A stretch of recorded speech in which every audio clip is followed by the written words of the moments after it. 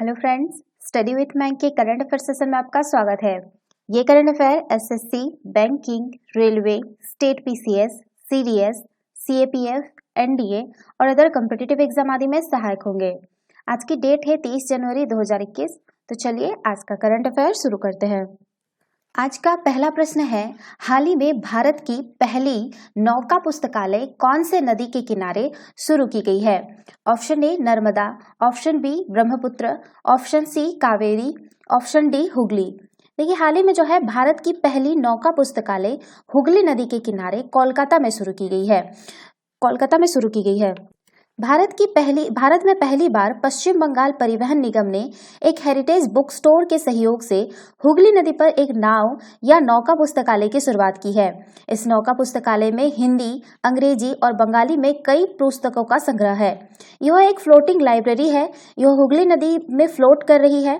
यह नौका पुस्तकालय आगंतुकों को हुगली नदी के किनारे मिलेनियम पार्क से वेलूर मठ तक 3 घंटे की यात्रा कराएगी। गौरतलब है कि फ्लोटिंग पुस्तकालयों की अवधारणा नई नहीं है।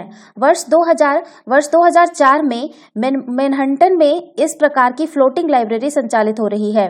इसी प्रकार से बांग्लादेश में गुमानी नदी पर फ्लोटिंग लाइब्रेरी है, जो मुख्य रूप से वंचित लोगों और छात्रों की सेवा करती है।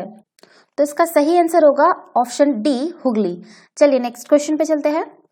हाल ही में कौन से टेलीकॉम कंपनी ने भारत में पहले 5G नेटवर्क की घोषणा की है? Option A BSNL, option B Airtel, option C Reliance, option D इनमें से कोई नहीं। देखिए, टेलीकॉम कंपनी भारती एयरटेल ने भारत में पहले 5G नेटवर्क की घोषणा की है। कंपनी ने हैदराबाद में कॉमर्शियल नेटवर्क पर 5G सर्विस का सफलतापूर्वक प्रदर्शन किया है। भारत में पहले 5G सेवा से संबंधित जानकारी के बारे में बात करें तो भारती एयरटेल 5G सेवा शुरू करने वाली देश की पहली कंपनी बन गई है। एयरटेल ने भारत में 5G नेटवर्क के लिए एरिक्सन के साथ साझेदारी की है। भारती एयरटेल इस 5G सेवा के लिए अपने मौजूदा लिबरलाइज्ड स्पेक्ट्रम को 1800 मेगाहर्ट्ज बैंड में एनएसए नेटवर्क की तकनीक का उपयोग किया है। हालांकि आम ग्राहकों के लिए अभी तक 5G सेवा उपलब्ध नहीं होगी। आम ग्राहकों को यह सेवा तब उपलब्ध होगी जब पर्याप्त स्पेक्ट्रम उपलब्ध होगा और सरकार की मंजूरी मिल जाएगी। तो इसका सही आंसर होगा ऑप्शन बी एयरटेल। चलिए नेक्स्ट क्वेश्चन पे चलते हैं। केंद्रीय मंत्री किरण रिजिजू ने गणतंत्र दिवस की परेड में निम्न में से किस राज्य की झांकी को प्रथम पुरस्कार प्रदान किया है? Option A Gujarat, option B Uttar Pradesh, option C Karnataka, option D Tamil Nadu. देखिए, गणतंत्र दिवस के राष्ट्रीय समारोह में 26 जनवरी को दिल्ली में हुई परेड में उत्तर प्रदेश के सूचना एवं जनसंपर्क और संस्कृति विभाग की झांकी को प्रथम स्थान मिला है। विभाग ने परेड में अयोध्या में बन रहे भव्य श्री राम मंदिर की झांकी प्रदर्शित की है। यह पहला अवसर है जब गणतंत्र दिवस की राष्ट्रीय परेड में उत्तर प्रदेश की झांकी को पहला पुरस्कार मिला है। तो इसका सही आंसर होगा ऑप्शन बी उत्तर प्रदेश। चलिए नेक्स्ट क्वेश्चन पे चलते हैं। हाल ही में किस देश ने अपने बासमती चावल के लिए भौगोलिक संकेतक पहचान प्राप्त किया है? Option A Nepal, option B Bangladesh, option C Bhutan, option D Pakistan. देखिए, पाकिस्तान ने अपने बासमती चावल के लिए भौगोलिक संकेतक पहचान प्राप्त किया है। यह चावल के विशेष किस्म के लिए एक स्थानीय पंजीकरण तैयार करने और अंतर्राष्ट्रीय बाजार में स्थिति मजबूत करने का मार्ग प्रशस्त करेगा। बासमती अपने खास स्वाद और मोहक खुशबू के लिए प्रसिद्ध है। इसका नाम बासमती अर्थात खुशबू वाली किस्म होता है। भारत इस किस्म का सबसे बड़ा उत्पादक है, जिसके बाद पाकिस्तान, नेपाल और बांग्लादेश आते हैं। तो इसका सही आंसर होगा ऑप्शन डी पाकिस्तान। चलिए नेक्स्ट क्वेश्चन पे चलते हैं। एशिया प्रशांत देशों में व्यक्तिगत स्वास्थ्य सेवा सुविधाओं को लेकर हुए एक सर्वे में भारत को 11 देशों की सूची में कौन से नंबर पर रखा गया है? ऑप्शन ए 10वें, ऑप्शन बी 9वें, ऑप्शन सी 6वें, ऑप्शन डी 8वें। देखिए, एशिया प्रशांत देशों में व्यक्तिगत स्वास्थ्य सेवा सुविधाओं को लेकर हुए एक सर्वे में भारत को 11 देशों की सूची में जो है वो 10वें नंबर पर रखा गया है। एशिया प्रशांत व्यक्तिगत स्वास्थ्य सेवा सूचकांक रिपोर्ट को इकोनॉमिक्स इंटेलिजेंस यूनिट द्वारा जारी किया जाता है। इस रिपोर्ट को 27 अलग अलग संकेतकों पर देशों की दक्षता के आधार पर तैयार किया गया है। इन 27 संकेतकों जो है वो है आपका नीतिगत उपागम, स्वास्थ्य सूचना और प्रौद्योगिकी समावेश और स्वास्थ्य सेवाओं, इन चारों में विभक्त किया गया है।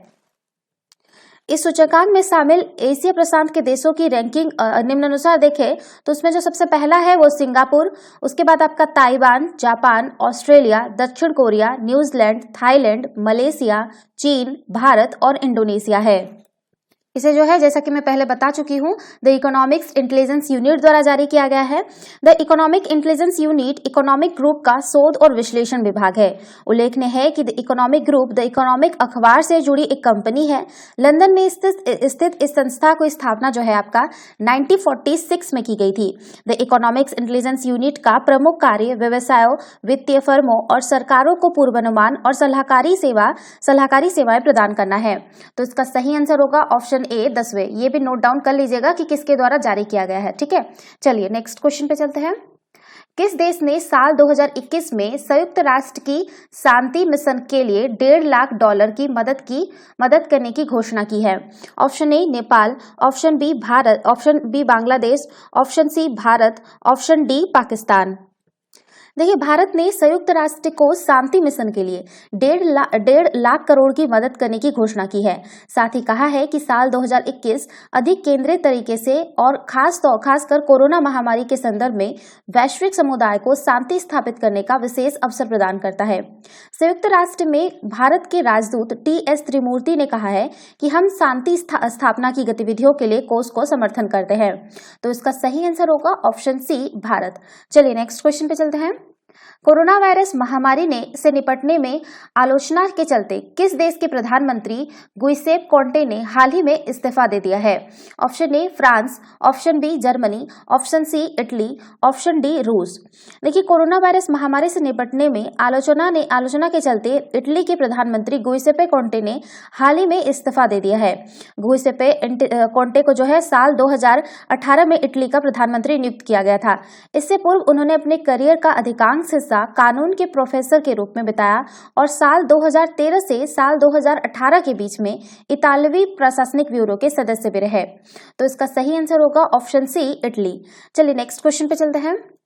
किस देश ने हाल ही में वैश्विक ऊर्जा सुरक्षा, स्थिरता एवं ऊर्जा सहयोग को मजबूत करने हेतु अंतर्राष्ट्रीय ऊर्जा एजेंसी के साथ एक रणनीतिक साझेदारी समझौता किया है? Option A Nepal, option B Bharat, option C Bhutan, option D इनमें से कोई नहीं। देखिए, भारत ने जो है वैश्विक ऊर्जा सुरक्षा, स्थिरता एवं ऊर्जा सहयोग को मजबूत करने के लिए अंतर्राष्ट्रीय ऊर्जा एजेंसी के साथ एक रणनीतिक साझेदारी समझौता किया है। अंतर्राष्ट्रीय ऊर्जा एजेंसी एक स्वायत्त अंतर सरकारी संगठन है जिसकी स्थापना जो है आपका वर्ष 1974 में जो है की गई थी। इसे जो है आपका 1973 के जो तेल संकट था उसके बाद इसकी स्थापना हुई थी। इसका लक्ष्य सदस्य देशों के लिए विश्वसनीय, सस्ती और स्वच्छ ऊर्जा सुनिश्चित करना है। तो इसका सही आंसर होगा ऑप्शन बी भारत। चलिए नेक्स्ट क्वेश्चन पे चलते हैं। हाल ही में कौन से राज्य के कुनो कालपुर वन्यजीव अभ्यारण्य को भारत का पहला चीता अभ्यारण्य नामित किया गया है? Option A Arunachal Pradesh, option B Maharashtra, option C Madhya Pradesh, option D Karnataka. देखिए, हाल ही में जो है मध्य प्रदेश के कुनो कालपुर वन्यजीव अभ्यारण्य को भारत का पहला चीता अभ्यारण्य नामित किया गया है। भारत में एशियाटिक चीता विलुप्त हो चुके हैं। अब भारत सरकार फिर से चीता को भारत में लाने हेतु प्रतिबद्ध है। इसके लिए मध्य प्रदेश के कुनो पालपुर वन्यजीव अभ्यारण्य को चुना गया है। कुनो पालपुर वन्यजीव अभ्यारण्य में चीता नामीबिया यानी अफ्रीका महाद्वीप से आएंगे। इस परियोजना का वित्त पोषण भारत सरकार के पर्यावरण और वन मंत्रालय द्वारा जलवायु परिवर्तन मंत्रालय द्वारा किया जा रहा है। गौरतलब है कि भारत सरकार चीता पुनर्वास परियोजना को वर्ष 2009 में लाई थी। हालांकि इस परियोजना को अंतिम रूप से मंजूरी सुप्रीम कोर्ट में जनवरी 2020 में ही दी गई थी। बात करते हैं कुनो पालपुर वन्यजीव अभ्यारण्य के बारे में। तो कुनो पालपुर वन्यजीव अभ्यारण्य को वर्ष 2018 में एक राष्ट्रीय उद्यान के रूप में अपग्रेड किया गया था। मध्य प्रदेश के चंबल क्षेत्र में स्थित कुनो पालपुर राष्ट्रीय उद्यान 750 वर्ग किलोमीटर के क्षेत्र में फैला हुआ है। वर्तमान में इसमें तेंदुए, सियार, चित्तीदार हिरण, सांभर, नीलगाय, चिंकारा, जंगली सुअर और 4 सिंग वाले मृग हैं। अब यह चीते जैसे बिल्ली प्रजाति के लिए एक आदर्श आधार उपलब्ध कराते हैं। तो इसका सही आंसर होगा ऑप्शन सी मध्य प्रदेश। चलिए नेक्स्ट क्वेश्चन पे चलते हैं।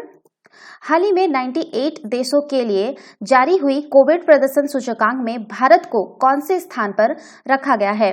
Option A 86, option B 80, option C 76, option D 70। देखिए, हाल ही में 98 देशों के लिए जारी हुई कोविड प्रदर्शन सूचकांक में भारत को 86वें स्थान पर रखा गया है। इस सूचकांक में न्यूजीलैंड, वियतनाम और ताइवान को क्रमशः तीन स्थान पर रखा गया है। कोविड प्रदर्शन सूचकांक के बारे में बात करें तो कोविड प्रदर्शन सूचकांक को ऑस्ट्रेलिया के सिडनी में स्थित एक स्वतंत्र अंतर्राष्ट्रीय नीति थिंक टैंक लोवी इंस्टीट्यूट द्वारा प्रकाशित किया गया है। लोवी इंस्टीट्यूट द्वारा जारी किए गए इस सूचकांक में महामारी के दौरान विभिन्न देशों के सापेक्ष प्रदर्शन का आकलन करने के लिए 98 देशों में कोविड-19 से निपटने में उपाय बताए गए हैं। सामूहिक रूप से ये संकेतक इंगित करते हैं कि देशों ने कितनी अच्छे या खराब तरीके से महामारी का प्रबंधन किया। इस सूचकांक में जो भारत को है वो 24.3 औसत अंकों के साथ 86वें स्थान पर रखा गया है। सूचकांक में ब्राजील को अंतिम स्थान में रखा गया है, जिसे जो है 4.3 अंक मिले हैं। तो इसका सही आंसर होगा ऑप्शन ए 86। तो ये थे आज के करंट अफेयर। वीडियो पसंद आए तो लाइक, शेयर और कमेंट करना ना भूलें। साथ ही साथ चैनल को सब्सक्राइब करना ना भूलें। Thanks for watching. Have a nice day. Take care.